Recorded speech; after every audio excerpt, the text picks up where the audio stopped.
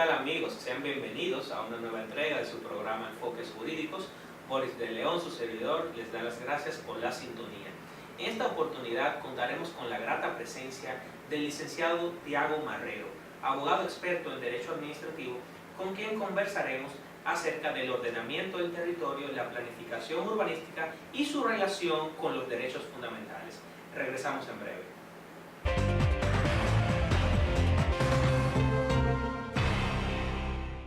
Bien amigos, estamos de regreso en su programa Enfoques Jurídicos.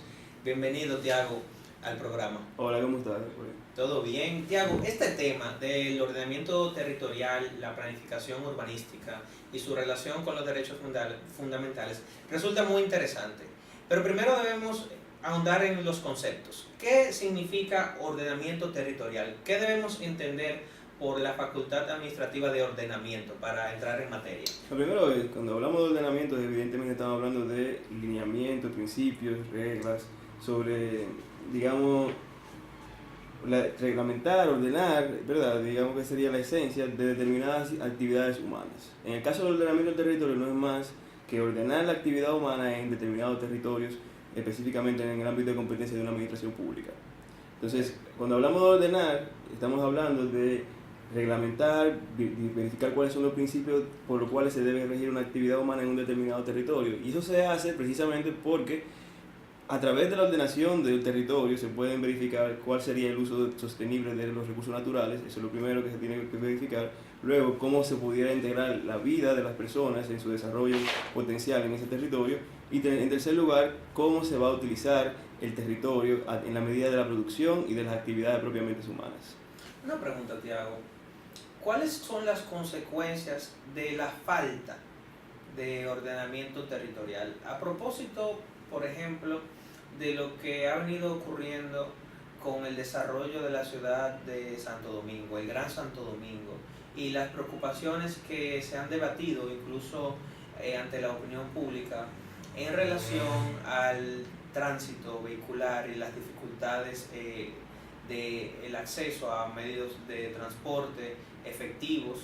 ¿Cómo esto se relaciona? Si tiene alguna relación, para poder comprender quizás la gran importancia que tiene este tema para el desarrollo de nuestro país. Sí, claro, o sea, Santo Domingo es la consecuencia de la falta de un ordenamiento territorial integral, así como también de la ausencia de planes urbanísticos actualizados que van de la mano con una ordenación del territorio que permita justamente, primero, organizar el tránsito, que forma parte del ordenamiento territorial y de la planificación urbanística, y además que permita de una manera u otra permitir que las ciudades, digamos, que en una ciudad tú tengas las cuestiones, los servicios básicos o accesibles lo más cerca posible y que no sea necesario tomar tu vehículo, porque el primer medio de transporte que debería primar y que debería fomentarse es el caminar.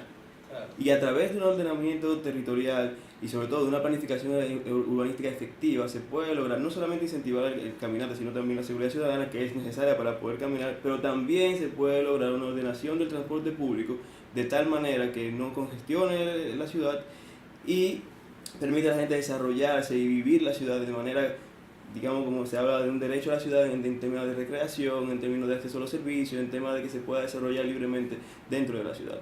Pero la consecuencia también principal de la falta de ordenamiento del territorio y de la planificación urbanística no es más que la marginalización de las personas en las sociedades y sobre todo en las ciudades como centros urbanos como tal. República Dominicana, si no lo sabes, el 80% de la población vive en centros urbanos y eso significa que la gran mayoría de la pobreza está en los centros urbanos. ¿Y qué resulta?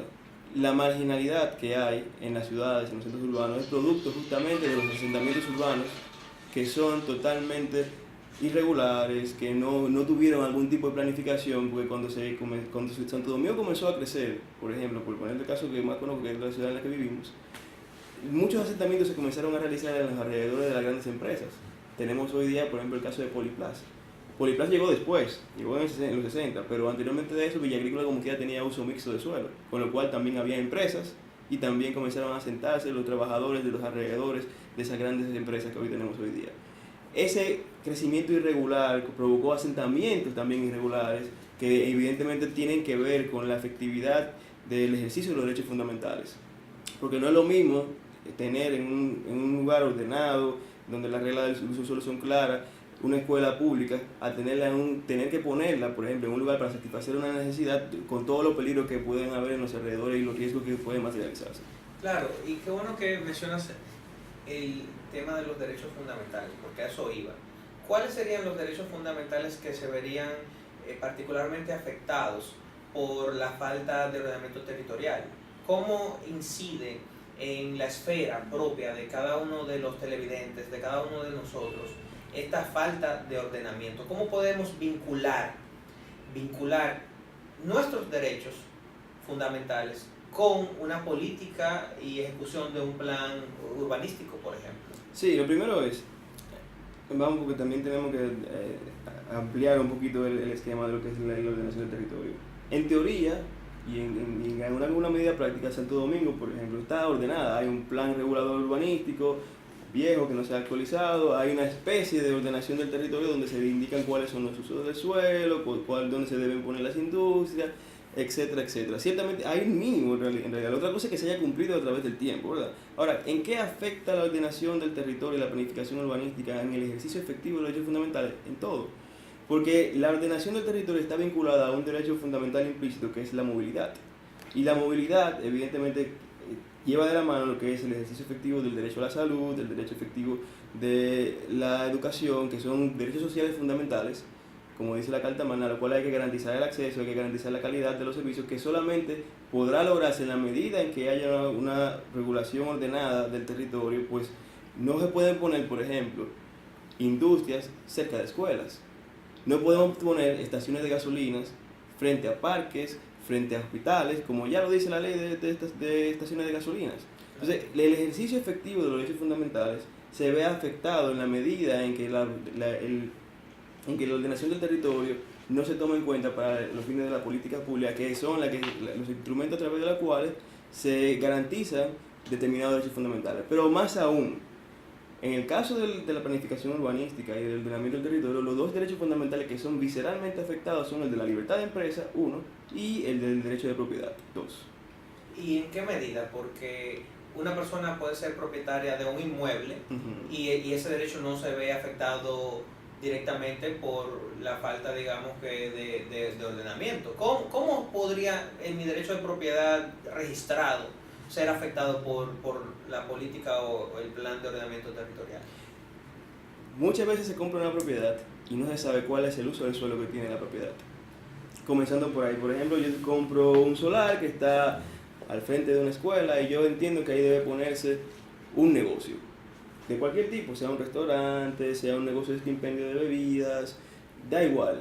Yo pienso que puede ponerse ahí porque compré mi propiedad, mi derecho de propiedad dice que yo puedo hacerlo como tal. Ahora bien, si hay un plan, un ordenamiento del territorio que dice que esa zona tiene un uso de suelo limitado solamente a residencial, por ejemplo, yo no puedo poner un bar ahí o un colmado, sino que tengo que poner una casa o tengo que poner algo que esté vinculado a la residencia que está en ese lugar. Y eso de por sí ya es una limitación a la libertad de empresa.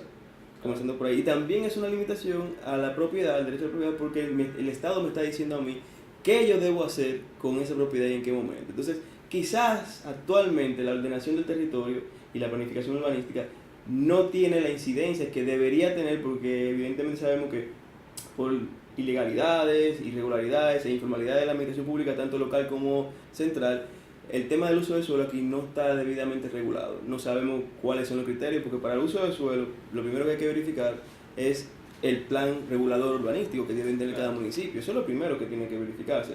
Y luego, siempre hay derogaciones singulares de los reglamentos. Porque cuando te aprueban, por ejemplo, una estación de gasolina frente a un colegio, cuando la ley dice que no debe estar a menos de 700 metros, evidentemente que es una derogación singular de los reglamentos, que es el plan regulador urbanístico que tiene Santo Domingo, por ponerte ese ejemplo. Ahora, a futuro, cuando se habla de ordenación del territorio y de planificación urbanística, ¿en qué puede afectar esos dos derechos fundamentales, particularmente la propiedad y la libertad de empresa? Bueno, en que a partir de ese momento ya se sabrá en qué lugares mi propiedad tendrá un determinado uso, no si yo estoy de acuerdo con ese uso que se le va a dar, porque a lo mejor yo tengo una casa hace tiempo y se ha determinado que en ese lugar se va a establecer como uno de los centros comerciales más importantes o industriales, como polígono industrial, por ejemplo, y eso evidentemente afecta inmediatamente el valor de la propiedad, el tipo el uso que se le podrá dar a esa sociedad en cuanto al suelo, por lo menos. Claro, viene a ser una limitación del uso, de las posibilidades de uso del terreno. Es como, por ejemplo, cuando se declara una zona como área protegida. Claro. Inmediatamente, sabemos que la ley 6400 y la ley de áreas protegidas establecen determinado tipo de área y con ello las diferentes limitaciones al derecho de propiedad. Tú no pierdes tu derecho de propiedad dentro de una área protegida, simplemente tus usos están limitados. Hay usos que permiten incluso tener ahí hoteles ecoturísticos, como hay otros que no te permiten tener absolutamente nada. Claro. Vamos a ir a una breve pausa. Y amigos, enseguida regresamos con más sobre este interesantísimo tema para ver cuáles son las instituciones que regulan el tema del ordenamiento territorial en el país. Bien amigos, estamos de regreso en su programa Enfoques Jurídicos, compartiendo con el licenciado Tiago Marrero, abogado experto en Derecho Administrativo, con quien conversamos acerca del ordenamiento territorial. Tiago, en el segmento anterior señalabas cómo incide el ordenamiento territorial en los derechos fundamentales e ibas indicando el ejemplo de las áreas protegidas, sí, de que la designación de un área protegida incide en las posibilidades de uso del terreno que se encuentre dentro de esas áreas. ¿Y cómo se maneja este tema en la práctica, Tiago? ¿Solamente tenemos las limitaciones derivadas de las áreas protegidas o también hay limitaciones derivadas de otros instrumentos emanados de otras, digamos que, autoridades? Porque es bueno saber cuáles son las autoridades competentes para regular esta materia. Las áreas protegidas están establecidas mediante ley, pero ¿cómo entonces decidimos, cómo fijamos los parámetros edificatorios? ¿Qué se puede edificar y qué se puede hacer? Porque algo que mencionabas radica en la operatividad también del uso del terreno. Muchas veces pensamos que este tema se limita a un tema, digamos que de alturas, de niveles, en razón de, como hemos visto, el auge de los edificios, del crecimiento vertical de la ciudad, pero realmente, y como bien señalabas a propósito del ejemplo de las estaciones de combustibles, esto también tiene que ver con las posibilidades de uso del terreno en cuanto a las actividades económicas que pueden desarrollarse. Sí, mira, como pasa en una gran parte de la legislación dominicana, hay una dispersión, digamos, de instituciones que intervienen de una manera u otra en la ordenación, en la planificación, en la ordenación del territorio y en la planificación urbanística. Entonces, yo diría que hay dos instituciones de manera central que son las que realmente están vinculadas directamente tanto a la ordenación del territorio como también a la planificación urbanística. Esto estoy hablando del Ministerio de Medio Ambiente y Recursos Naturales y también de los ayuntamientos. Okay. La ley 6400 prevé la ordenación del territorio a través de una comisión coordinada entre el Ministerio de la Presidencia y también administrativo de la Presidencia y también el medio ambiente. Eso lo que sucede es que casi nunca ha pasado, pero por ejemplo la regulación del uso del suelo, el Viceministerio de Suelo y Agua del Medio Ambiente se encarga en gran medida de verificar, por lo menos a nivel de lo que son las cuestiones puramente medioambientales, si el uso aprobado es el correcto. Ahora bien, los ayuntamientos, de acuerdo a la ley de municipios, de acuerdo a la ley de urbanizaciones y de acuerdo a la ley de planificación urbanística, son quienes tienen en su potestad y su competencia la ordenación del territorio y del suelo y también la potestad urbanística dentro del ámbito de su competencia. Ellos son quienes en realidad diariamente, en el diario vivir, quienes definen el uso de la propiedad, quienes definen en el espacio geográfico determinado donde tienen su competencia qué tipo de uso se le va a dar a determinado suelo y por lo tanto ordenan directamente el territorio. Y esas son competencias incluso propias y exclusivas de acuerdo a la ley 17607. De hecho, la Constitución les reconoce a los municipios la competencia de ordenamiento territorial y uso de suelo. Así es. La Constitución del 2010. Es decir, que puede incluso hablarse de que esta competencia ha sido fortalecida, ¿no? Sí, está dentro del grado de autonomía que tienen los municipios. Claro, la idea institucional que existe es que desde el medio ambiente se den los lineamientos generales, ¿verdad? Como sucede en los países de Europa, que se habla del libro verde, del libro blanco, lineamientos generales sobre la urbanización, sobre la ordenación del territorio, siempre evidentemente tomando en cuenta el principio de sostenibilidad, de desarrollo integral, el principio de cohesión social. Entonces, eso no ha sucedido, no hay un lineamiento como tal y por tanto los municipios al final hacen lo que ellos entienden que sea lo más posible. Dentro de la ley de urbanizaciones y la ley de planificación urbanística están como yo hablaba hace un rato, los planes de regulación general, que son donde se supone que cada ayuntamiento que tiene por lo menos 50.000 habitantes, que tiene una oficina de planificación urbanística, tiene necesariamente que tener un plano de la ciudad o del municipio donde está, donde verifique cuáles son los usos del terreno. Y ahí viene lo interesante. Como tú decías, muchas veces se piensa que es solamente sobre las alturas, sobre el tipo de edificación. No, el plan urbanístico también define qué zona es residencial, qué zona es comercial, qué zona es industrial, y eso tiene unos influjos importantes porque hay zonas que son mixtas. Por ejemplo, Gascue es una zona mixta actualmente, pero mixta en el sentido de comercio y de residencia. En principio no está admitida la industria en Gascue. Por ejemplo, hay zonas que son especiales, como la zona colonial, donde ahí intervienen muchísimas instituciones por el tema del patrimonio cultural, pero luego de esto, en las zonas generales, que como está prevista en el plan regulador oficial que tiene el Instituto Nacional hasta ahora, se prevén incluso dependiendo del tipo de zona y el tipo de avenida donde se ubique, qué tipo de altura puede haber, qué tipo de negocios se pueden poner, y obviamente eso afecta directamente el ejercicio de los derechos fundamentales, principalmente como te hablé en un momento, como es el derecho de la propiedad y como es la libertad de empresa. Pero yo quiero enfocarme también en cómo el ordenamiento del territorio y sobre todo la planificación urbanística tiene una incidencia importante en la garantía efectiva de otros derechos fundamentales sociales, como bien te hablé. El libre tránsito, desde una perspectiva mucho más local, implica que tú puedas caminar y transitar por la ciudad libremente, sin que no haya más pavimento que digamos lo que la propia ciudad te pueda imponer. Claro. Eso implica también el derecho a la integridad personal, que está ligado a lo que es la seguridad ciudadana.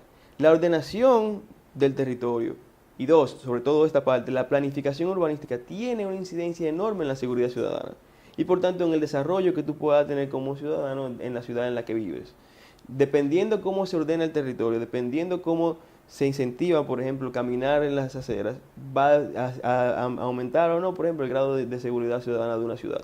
Eso está comprobado por estudios del BIT en temas de ordenación y de hábitats, por ejemplo. Entonces, eso es una incidencia directa en lo que son los derechos fundamentales tuyos a tu libre desarrollo, a tu libre tránsito, a tu integridad física y personal, ¿verdad? Claro. Luego también está el tema de la movilidad. Yo te decía que la movilidad es un derecho fundamental para mí, implícito en la Constitución, que está reconocido en la Ley 63/17. Y digamos, ese derecho es fundamentalísimo porque es el que permite que la gente se desplace dentro de la ciudad en un ambiente que se supone que debe ser seguro, sano, para todas las cuestiones que sean necesarias, recreativas, para el ejercicio de sus derechos de educación, para el ejercicio de sus derechos de salud.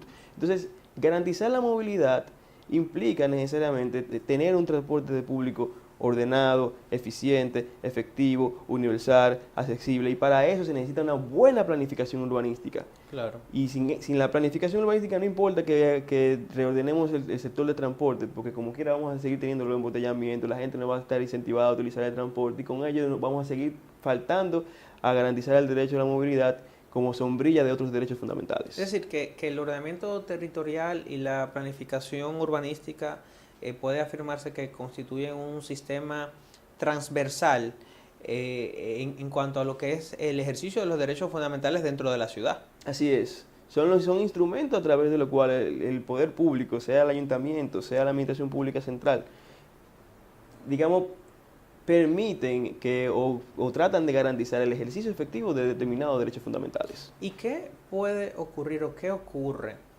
Tiago, a propósito del derecho fundamental a la propiedad y a la libre empresa, en caso de que, fruto de un nuevo plan de ordenamiento territorial, se modifiquen los usos o se establezcan usos por primera vez que limitan, usos de suelo, que limitan, digamos que lo que es la actividad actual que existe en un determinado terreno?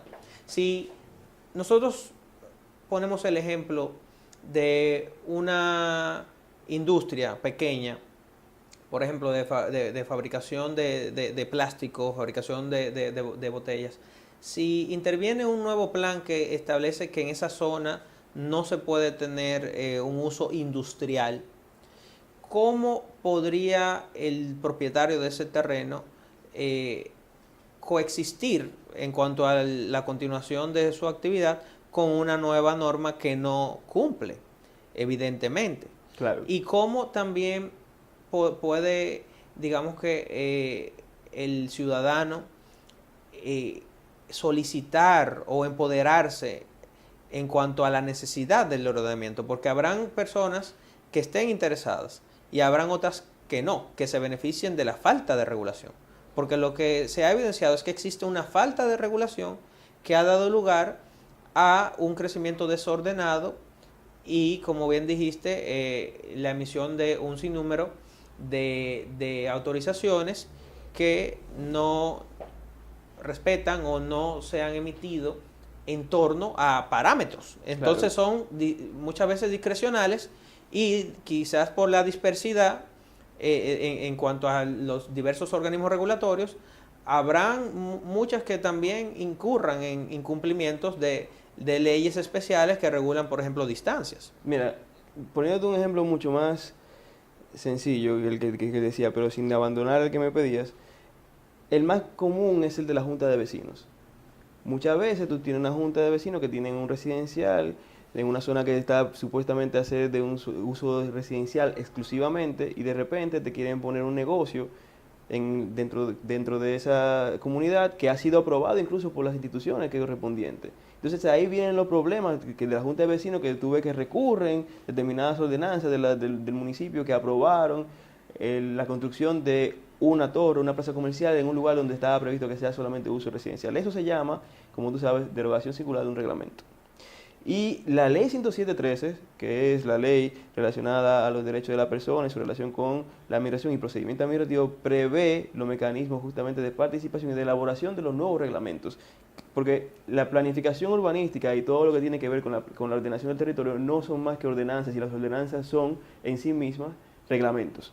Y como son reglamentos, obviamente que requieren de la participación de la ciudadanía en la toma de decisiones de su elaboración. Entonces, cuando pasa ese tipo de situaciones de la industria pequeña que se aprobó, posiblemente lo ideal es que haya participado en la elaboración de ese reglamento. Ahora, si finalmente participó, como dice la ley 107.13, no impugnó ante el Tribunal Superior Administrativo o el Tribunal Contencioso de lo Municipal, si no hizo eso, evidentemente que ese reglamento que aprueba un nuevo uso de suelo, que aprueba una nueva zonificación, deberá contemplar la salida paulatina y transitoria de los negocios que operan en esa zona, que tienen un uso distinto al que finalmente ha sido aprobado. Y también tiene que pensar desde el punto de vista de la política municipal hacia dónde lo va a reubicar y cómo va a ser el mecanismo de reubicación de esa zona. Claro. ¿Entiendes? ¿Cómo valoras, Tiago, las perspectivas a futuro, en lo inmediato, a corto y largo plazo, de la ciudad, por ejemplo, de Santo Domingo y en general el país, respecto a este tema del ordenamiento territorial? Hoy día existe mucha preocupación sobre Santo Domingo y Santiago, pero en general la población sigue creciendo y sigue ocupando zonas urbanas. Al inicio del programa manifestaste que básicamente alrededor del 80% de la población vive en centros urbanos. ¿Cómo valoras, digamos que en la actualidad, este tema? ¿Existen, digamos que, previsiones de mejora? ¿Existen algunos planes que se están implementando? Bien, fíjate, actualmente, por lo menos en Santo Domingo, en el Distrito Nacional, por lo menos, sé que está en marcha lo que es el Plan de Ordenación del Territorio del Distrito Nacional. El ayuntamiento, apoyado por el PNUD, ha pasado por una serie de procesos que son muy interesantes, que en la página del ayuntamiento, y no por hacerle ningún tipo de promoción, tú puedes encontrar datos interesantísimos de cada sector de Santo Domingo, porque lo primero para poder ordenar el territorio es conocer el territorio. Claro. Y para ello hicieron un levantamiento con los datos del lugar, de cuántas personas viven ahí, qué se dedican, qué problemas tienen.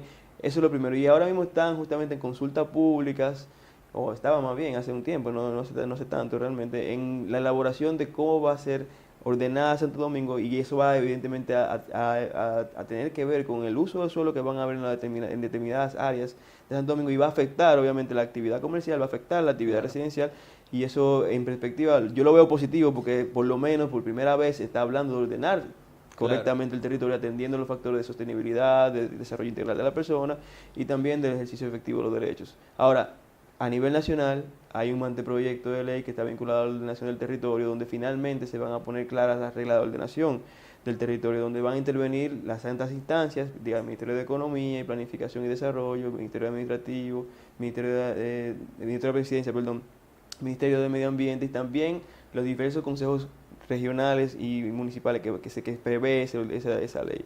¿Para qué? Para ordenar el territorio, para sentar bases legales unificadas, integradas, que permitan de una manera u otra, como hacer como te dije yo, que pasa en Europa. Claro. Primero un plan general nacional, un plan general regional, y luego a partir de esos planes, la planificación urbanística municipal, que tiene que guiarse, que tiene que prever esos planes que ya han sido anteriormente aprobados a nivel macro, digamos, de una manera u otra. Y esto va a permitir de una manera, digamos, a futuro, y yo espero que sí, garantizar, eliminar los asentamientos urbanos que son informales, que al ser informales permiten que haya marginalidad, y con ello tenemos los problemas de mayor pobreza y de menor acceso de la gente a los servicios sociales, claro, que son parte de los derechos fundamentales a los cuales ellos son sujetos de derecho. Muy bien, Tiago. Creo que este es un tema sumamente interesante e importante, y que la población debe incluso informarse acerca de ese proyecto de ley de ordenamiento territorial, e informarse también acerca del plan de ordenamiento territorial del Distrito Nacional, que vendría siendo un piloto, un modelo, claro, a ser emulado por los demás municipios, los demás ayuntamientos que también tienen la competencia de ordenamiento territorial y uso de suelo. Amigos, hasta una próxima entrega de Enfoques Jurídicos. Gracias, Tiago. Gracias.